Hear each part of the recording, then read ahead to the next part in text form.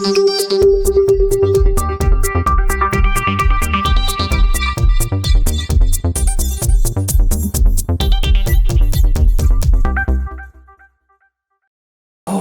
here with Sconey Forrest, and we're talking about a fantastic organisation that started a year and a half ago, the Chippers.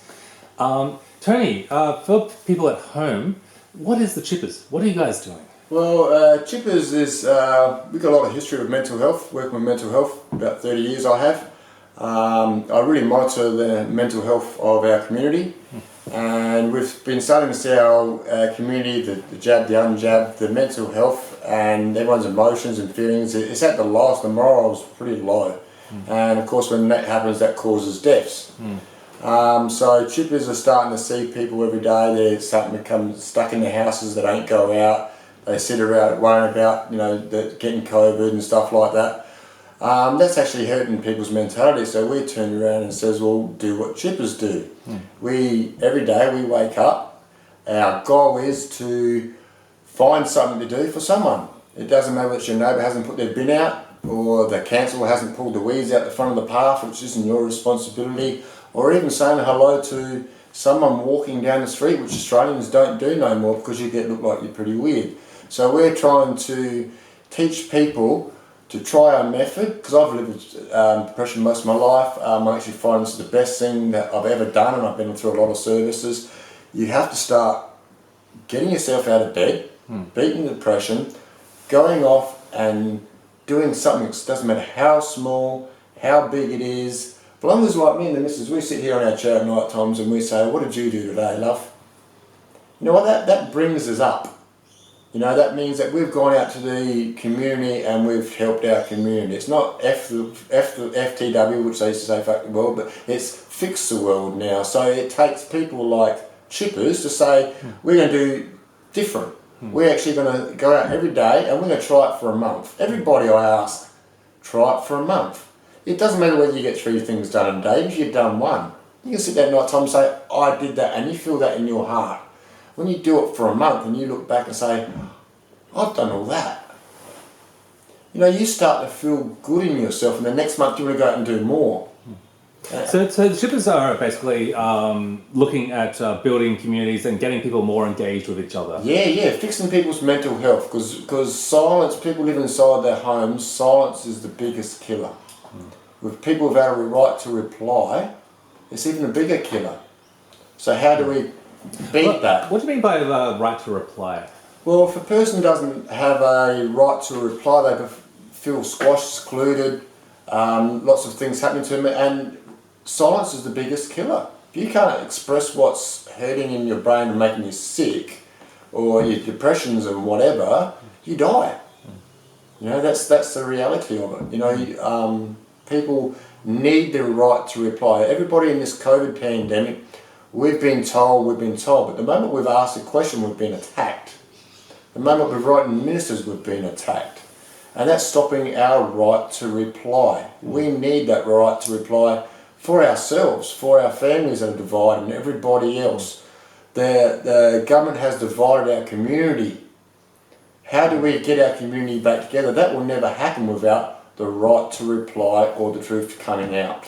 Right. So you want politicians to basically be more engaged also with the communities so that they feel heard and so that there's more representative government. Is that what you're saying? Well, if someone contacts a member of parliament or a senator with an idea, yes, we want them to be heard, but we don't want the senator to cut them off either. We want them to be heard and a right to reply. And the problem we have with senators is they take your words and you don't hear from them again. They run with it themselves. That's the problem. Right. Yeah. So you guys are also working in advocacy. Yeah. That's right. So right now there's basically what we've heard is that you are advocating for a royal commission. Is that right? Yep. We've started a course. It's called the Epidemic of Prejudice, and it's exactly the same story that happened to the AIDS people in 1980. The media basically, when they discovered AIDS, turned around and said, if you get one bit of spit from you from a HIV or AIDS person, you will catch the disease. They said that if you get one drop of blood, I can remember the report, don't sit in a car with them, they said, because you can get AIDS. What we noticed around 1980 was, and the gay community was, everybody was killing themselves before that AIDS was, because of the prejudice. You know, they didn't want to tell their family they had AIDS, they didn't want to tell their friends they had AIDS, because you could be isolated from them. That caused mental depression, and it caused death before the AIDS killed them.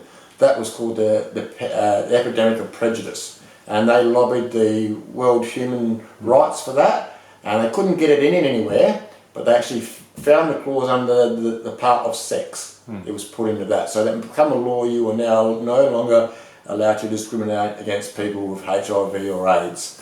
Right, and that applies also to people with COVID, is that right? Oh, yeah, exactly. It's exactly the same story we are in now that they were suffering, and the unvaccinated now have said, like, don't have Christmas with them. Because, you know, they're a disease when they haven't got no cold or nothing. Don't be with them. They're unmasked a whole lot. It's the same prejudice. You're being prejudiced against a person that hasn't got a virus. They could be quite healthy, and you want to fight them because they've got a mask or something like that, and they can't breathe in their mask. That's called prejudice, and that causes death. So we've called this quest the epidemic of prejudice. We want to take this to the highest courts we can, the World Criminal Courts and the World Human Rights Courts, because we want clauses put into our rights which protect all humanity from what's happened in the last 2 years. Yeah. Well, by taking them up to the highest level of courts, what sort of results do you hope to see from that action? Basically, to get to there, you have to go in steps. And the first steps is, of course, each state needs to have their own little commission to find out what's the rights and wrongs have gone on. And then, because of whether you're jabbed or unjabbed, all Australians deserve a federal royal commission. Just on the economic loss of the country alone, without the pandemic involved, we all deserve a royal commission just on those losses alone.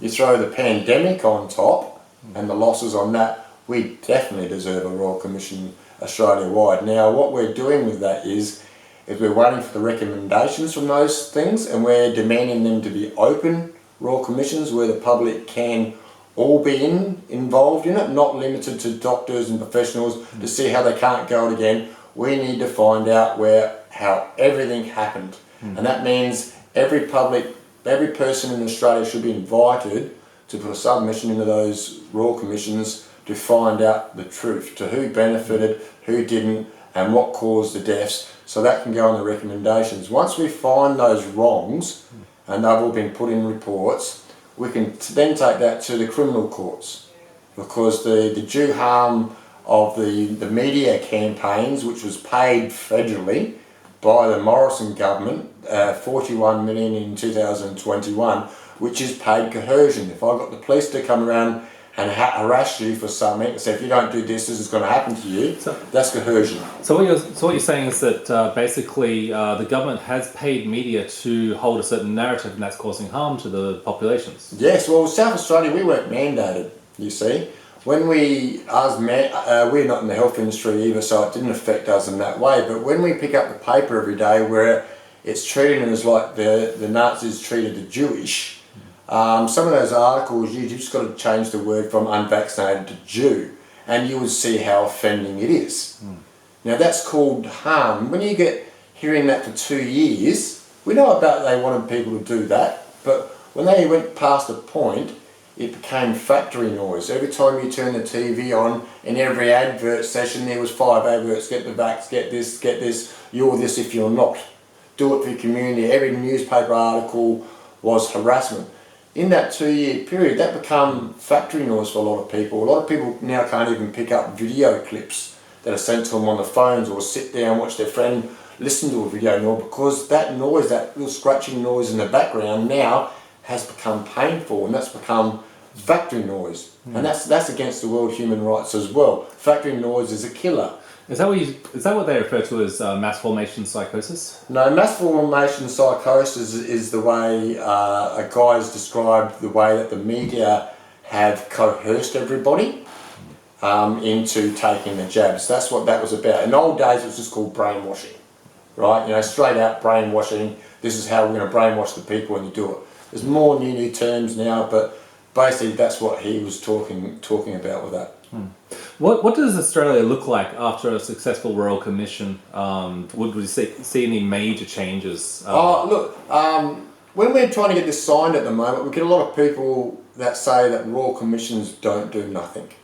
They don't achieve nothing, they only hide stuff. Well, that depends on what type of Royal Commissioner it is. If it's a closed one, you're not going to know too much. But if you're making it open to the public one, you're going to know everything. Then when we start getting people's submissions in, which they'll have to investigate each one, we start finding more answers. That all gets tallied up at the end of those Royal Commissions, and then they do their recommendations how to fix what they found wrong. That's where change comes. Once you get the recommendations, the government doesn't have to adhere to those recommendations. That's when it takes the advocates to say, you made these recommendations, you have to do this, right? That's when they're still to keep going. But our goal is to get them to do the recommendations to give us the proof that we need to go higher out of Australia and take it to the world courts and get the people that did wrong, get them held to account. All the media that have caused depression, family separation, deaths through suicide and stuff, every reporter, we're going to go. The mainstream media have been telling us that there hasn't been much in the way of increase of suicides or self-harm. Would you disagree with that? Oh, I definitely would. I definitely know, personally, one person that killed himself over it. If I know one person and everyone else has got one other person that's done it, that's a lot of people Australia-wide. The Christmas time, the health advisor got up and said what to do with your family at Christmas time, the unvaccinated. Koshi on our TV says the same thing, and we had reports of what to do with your family that's unvaccinated, your partner that's unvaccinated, how to separate from your unvaccinated partner.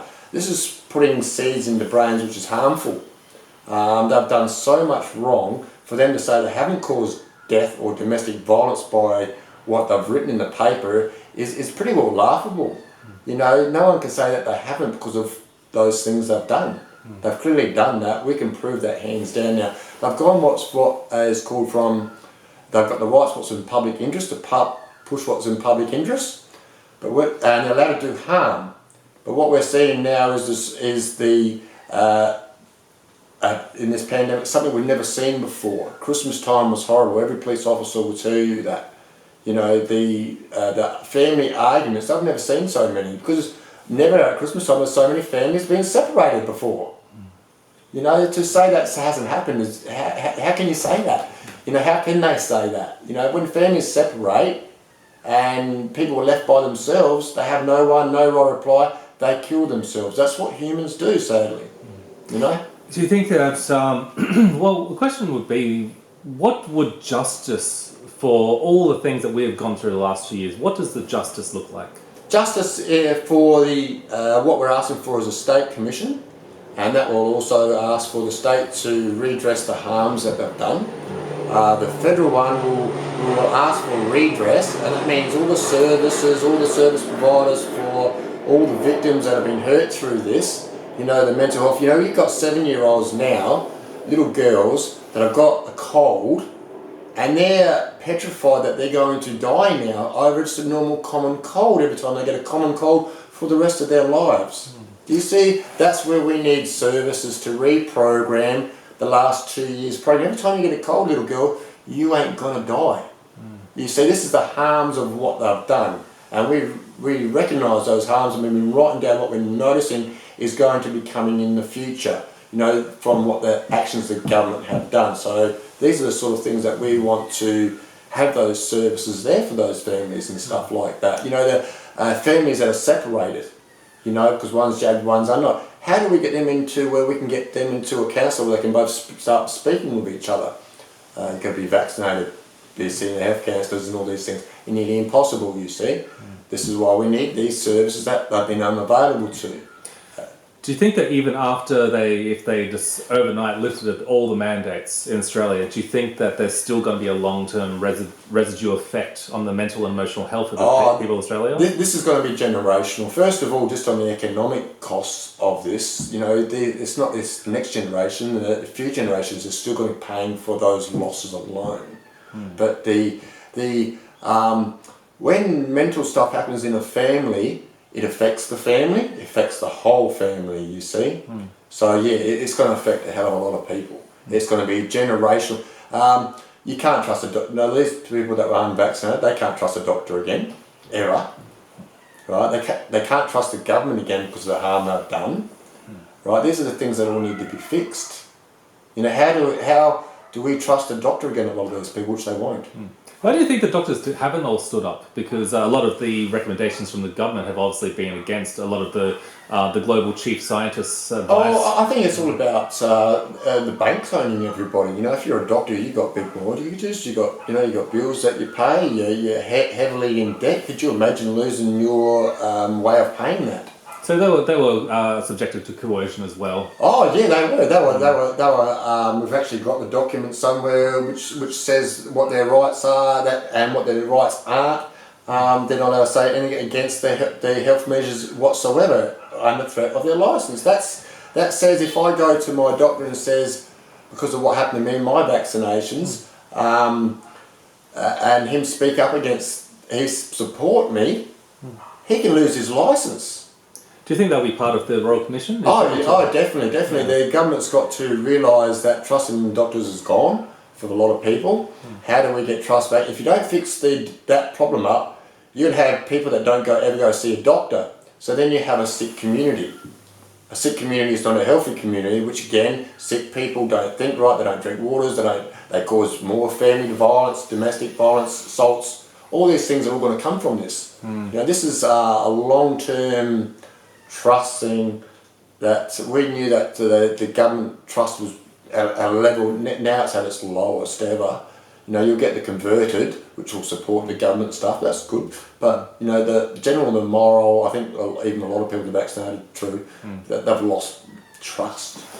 Do you think that part of that losing of trust obviously is within the community, with each other, as well as a big division between the vaccinated and the unvaccinated? How do we bring the Australians back together again? Well, this is the problem we're seeing with what the media have done. You witnessed the young lad last week at the rally. You know, basically, the media have drummed into the young so bad this pandemic, they want to fight you.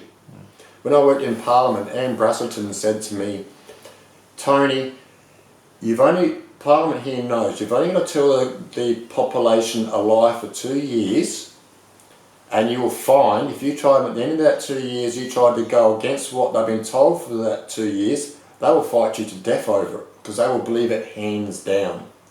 And this pandemic has been on for 2 years, and I've seen that same thing. These people, they will fight you to death over what the media have told them. You see, you haven't got COVID, but you're a disease. It's like we're seeing tribalism rearing its head once again. Oh, it is. There's never been so much divide. When we get to our Royal Commissions, everyone around Australia, we want them to film every negative we can see. You know, like that lad last week, the people at the side of the rallies cursing and sticking their fingers up, and that we need to stockpile that Australia-wide, because that's going to prove where did they get that information from, and why are they treating us that bad. South Australia, we're not mandated. Why are we getting attacked by our own population when the law says we don't have to be mandated, but we're getting abused? There's people assaulted. I know two people just before Christmas that got gang bashed because they were unvaccinated. This is what's going on, the divide in our community now. Now the government are responsible for that because they've paid the media, but the media think they can get away with it because the government paid them. No, they did the harms. You see, so that's why the media must be held to account, because that divide, how do we fix that divide? Now the media have to come up and say we were wrong. That's the only way we're going to fix that divide. Do you think the Australian people would ever accept their apology? I think look, we can't talk too much on those three subjects, but we can talk on the mental health. I think generally, if the public finds out they've been lied to massively, they're not going to be happy with it. It doesn't matter whether they're jabbed or unjabbed. It doesn't matter. Those people are going to be very upset. And then again, you ask them how it's going to be generational. They find out the government's really lied to and all this comes on down in the commissions. how are we going to save our democracy? Because that's how bad they've taken us down to, is destroying our democracy. Yeah. Yeah. What are some really good things that people can do to help if they've noticed anyone in their family, in their friend circles, in their communities that are going through depression or anxiety? What's the best thing that they could do? Well, if you notice a friend going through it, the first thing you should do is really call the crisis helpline. You know, there's lots of different organisations around that are dealing with this, and especially the 24-hour crisis line and stuff like that. That's the first thing. But people with depression, you've got to get them out. You've really got to get them off of this lounge, out of this mindset, out of everything like that. And that's, like I said, that's what chippers are doing. We're training people, go outside. Don't stay in the shade all day, destroying your vitamin D. Go outside, do something for someone. Because we've got to start feeling good within ourselves. If you can't feel good within yourself, you've got depression. How do you fight depression? Go outside, do something for someone else. If they don't say thank you, it doesn't matter, because you're at home with your partner saying, I did this today. You're going to feel happy within yourself doing something for someone else, not expect thank you or gratitude. It's nice when you get it, it's great. But we've become too, I don't want to do it because that person didn't say thank me last time I helped them. That sort of attitude is wrong. Some people mightn't be that type of person. They much really appreciate greatly what you've done, but don't know how to say it because it's the way they've been programmed, taught not to do it. You see, so we've got to reteach people to get outside. That's one of Chipper's main goals. Chippers is apart from our Epidemic of Prejudice. Chippers are going to be around forever. We're going to try and be around in 100 years, because that's how long this thing's going to take to fix. We want to, maybe in a couple hundred years, how did Chippers form? It was a bunch of people who said, get out there, beat that narrative of F the world and take it to fix the world. That's where we have to do it. Everyone is at that lowest. Everyone says the world's doomed. No, the only reason the world is doomed is because we're all beaten up and we're all pushed into a corner when we're not going outside and doing what we should be and doing something from the heart. Not following no one but your heart. Well, there's an old adage, every action has an opposite and equal reaction. Yeah. And while we've been going through a tremendous amount of depression and anxiety as a culture, as a people, do you think that there may be some very positive momentums coming out now, some strong social activism and community that's coming evolving? I am so... Being in advocacy your whole life and trying to drum people up, this pandemic has again seen me something new. It's really, I've worked with lots of rallies, I've done big ones, small ones, I've done so many, but to see this lot of people, it's different, because never before you've had the left and the right and the middle in one spectrum before. It's unique. They don't normally work with each other. They're always against inner fighting because of the spectrum, the political spectrum, but this is a unique thing. It is. I'm so proud of like Kathy from the Freedom Day Rally, South Australia, her babe, she's done it all. These are people that I call chippers. She's had the biggest knocks, she's been attacked every way, and they chip. They wake up the next day, I'm keep going. And this is what we want our community to do, be like her, be like us. So we're going out there, we're doing it, we're changing the mindset. We don't need a politician to do it. We can do it ourselves. We don't need to, for those that want to follow church, great, go for it. But to do something from your heart, you don't have to follow no one. And that's our key. That's wonderful. So you're helping people to find that truth, that strength within themselves, and to keep stepping forward in a positive direction. And that's a fantastic message. If people want to support the Chippers or even take part, what's the best way to reach you? Chippers are online. We've got a webpage at theepidemicofprejudice.com. We're on Facebook, we're on Twitter. We're building up our websites now. We would have liked to have had our website up before Christmas or up, but we've had people having COVID and things have slowed us right down to this month, but it's actually up now. It's still got a bit of work on it.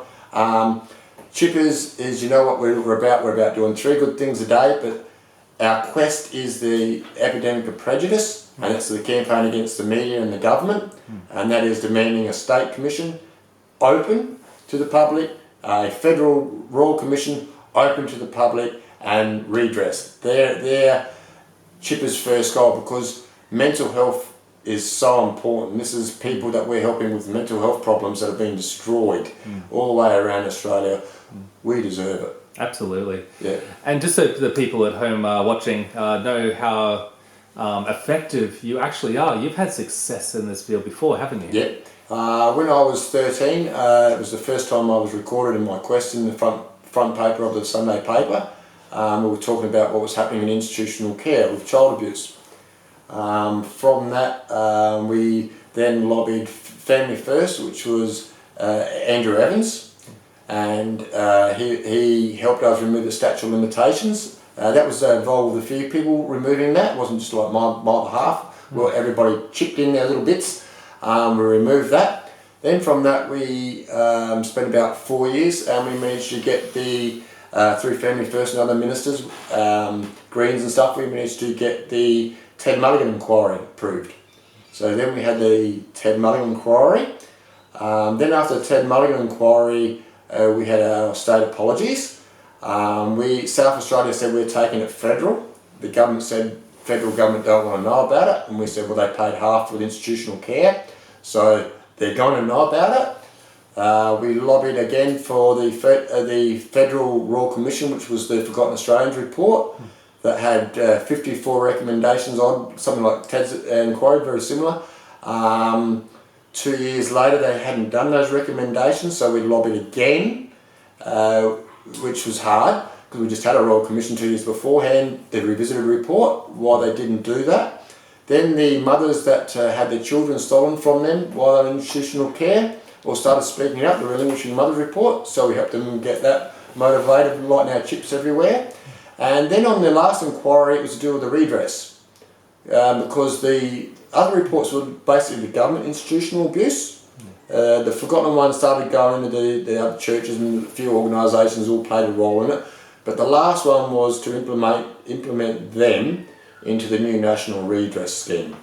You see, so if you look on there, I think there's only one people that haven't signed into the redress thing over the whole of Australia now, and that's a church. They don't want to sign it. That's definitely the way to do things, yeah. Wonderful as well. You're really showing a lot of Australians that you can make a difference, and you guys certainly are making a difference. Yeah, with the Royal Commissions, people think they don't do nothing. When you can get recommendations put into something and then make them follow through it, that's what a Royal Commission does. You can get things done through a Royal Commission. The problem is it's like a dog on a bone. You don't go away, you make them do it. This Royal Commissions that we are going to have, because we're hearing them talk about it, but they want it limited. This is what we have to do. We have to get everybody into there, involved, and signed in. So just before we go, now also a lot of people listening and don't have much experience with Royal Commissions, they don't really know how they work. But what's the best way for them to get involved if they know that they're being negatively affected by the mandates, by the government controls, by the media as well, disenfranchising them? Yeah. Well, it depends again. Like we've been lobbying since last year for the Royal Commission. We're finding out now that they're all talking about they want to put limits on it. Those limits depend on the people in or out. We need the people in. That's the bottom line. If we can't get the people in, we can't do nothing. You know, they're going to cut us off. We won't be able to do redress. We won't be able to ask for the recommendations that we deserve. You know, they're going to say a lot of stuff in the recommendations which says, "Oh, don't do this because this affects this." No, we want our recommendations that says you've done this, now fix this. You know, that's what we have to do. The recommendations are the most powerful thing of the whole inquiry. Their findings and the recommendations come from it. We can change so many laws that push politicians that don't want to do it, because they've got a Royal Commission that says you should be doing it, and if they don't do it, we get to shame them for not doing it. And this is just so important to Royal Commissions. South Australia, the Marshall government owe us a state Royal Commission. There's a lot of businesses around that we know are thriving on this pandemic. They want it to go as long as they can because they're making millions and millions of dollars while other businesses are going under. Why should that be? Don't you think that we should be holding them to account, these businesses that have been doing this promotions of we're not letting unvaccinated people onto our businesses and stuff? These are the companies that are making those millions of dollars while other people are going down. These are the sort of things we want in those Royal Commissions, to find out who profited, where every last cent went. When company people were given grants and stuff, this much money that Australia has lost, there's got to be theft. There's got to be people getting money for things they're not doing, or should be doing. And they're the people that we should be finding out about, including the media, how the media have paid in every aspect. We can find the 2021 info, but how much other funding has gone into it. The public has a right to know. The media has a duty to tell the truth. If they've lied to the public and they've caused massive harm, again the Royal Commission will pull that up. We will then be able to go to the media, and that is one of our main goals, is to change media from the 71% back down to under 45% running the country, having more small media independent again, because when you have some of that 71% of the speech of the country, they're more powerful than the government. They can say anything and people are going to believe them, even if it's against the government. And that's too strong. We didn't vote them in. Absolutely, and as independent media, we're obviously all in the business of telling the truth. We're not getting paid by any mega corporations or government to say whatever they want us to say. We're saying what the people need to hear. That's right. That's the beauty of decentralized media. That's why we love you guys. We've seen so much stuff from this pandemic. Me inside myself, from an advocate, I am so proud of so many people. I really am. I'm just so. Some nights I think, people just make me so proud. But again, with all quests, there's the I's and the me's and the boat pushers and the ones that want people to push their boats and stuff.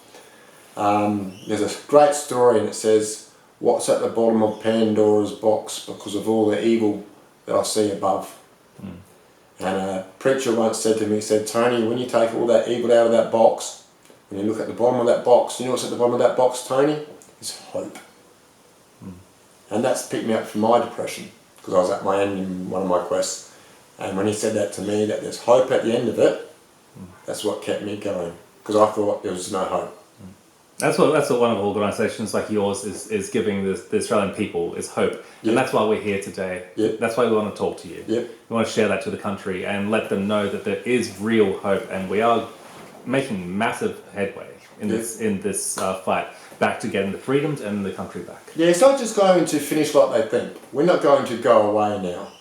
We're never going to go away. I can swear to you people in Australia, we will never go away until every finding that we can find and investigate every way into this pandemic is held out and shown to the public, because we deserve it.